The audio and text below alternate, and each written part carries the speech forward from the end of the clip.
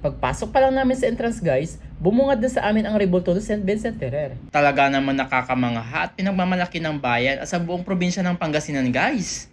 So yun guys, finally andito na tayo sa estatue ng St. Vincent Ferrer. Dito lamang yan sa Bayambang guys. Ayan oh, grabe oh, napakataas niya oh. Maganda mamasyal dito guys kapag ganitong oras na kasi ano, napakalilim. Ayan, maganda yung ambience, may ilaw, ayan. 'Di ba? Oh, see? Ganda guys.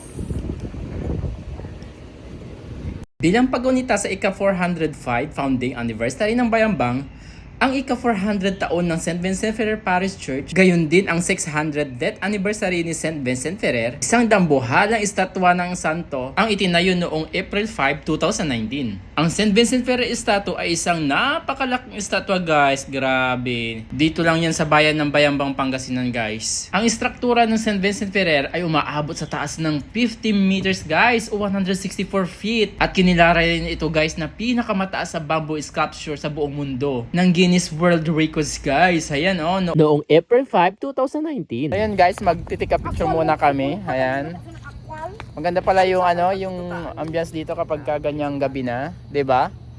Maganda yung view pag gabi na no guys. Ang St. Vincent Ferrer statue guys ay inalay kay St. Vincent Ferrer, isang pinarangalang santo na Romano Katolisismo na nagsisilbing patron din ng Bayambang. Si St. Vincent Ferrer guys ay isang Valencian Dominican na praile at mangangaral na nakuha ng pagbubunyi bilang isang misyonero at isang logician. Siya ay pinarangalan bilang isang santo ng simbahang Katoliko at iba pang mga simbahan ng tradisyong Katoliko. At guys, alam nyo rin ba ang rebulto ay gawa sa steel frames at engineers bamboo panels. Ang disenyo ng istruktura guys ay ginawa sa pamamagitan ng 3D polygon technology na may sukat na 164 talampakan at 9.56 pulgada.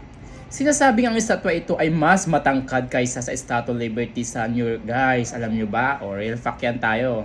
Na ang estatwa mismo ay may taas lamang na 151 talampakan. At Christ the King Redeemer of Brazil na may taas na 98 talampakan lamang guys. O diba? Talagang pinagmamalaki ito ng Pilipinas guys. Guys, kapag nakita mo yung rebulto, tiyak na mamamangha ka kung gaano ito kataas at kung paano ito ginagawa guys. Check it out oh.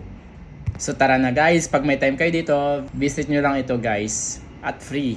Bukod sa napakalaking estatwa ng kawayan ni St. Vincent Ferrer, nilagyan din ng kapilya ang prayer park. Ang panlabas at panloob na disenyo ng kapilya ay napakaganda guys, oh. Napakalinis din oh, grabe. At organisado, tignan nyo naman oh. Ang prayer park ay nagsisilbing isang pilgrimage site na nilalayon para sa panalangin, pagpapagaling, at spiritual na pagpapanibago. Guys, napakatahimik sa loob ng kapilya. Isang perpektong lugar para sa pagmumuni-muni at katahimikan. So yun guys, pa-out na kami sa church. Dito na kami sa labas ulit guys. Ayan. Medyo parang paulan na. Kaya let's go to the home na. Ayan guys. Ha? Amin ng saman eh. Yung ano? Amin Ayan guys, tara na. So, baba ulit tayo. Hi, let's go! May mga food establishment dito na available sa loob ng park guys. So, tignan nyo. Kung saan maaari kang bumili ng pangmerienda at pampalamig. Ayan guys. Kaya ano pang hinihintay nyo? Visit na kayo dito sa St. Vincent Ferrer. Dito lamang yan sa bayan ng Bayambang, Pangasinan. Tara na! Yan guys, ayan. And this is Papa Jobs and that's my story. Bye!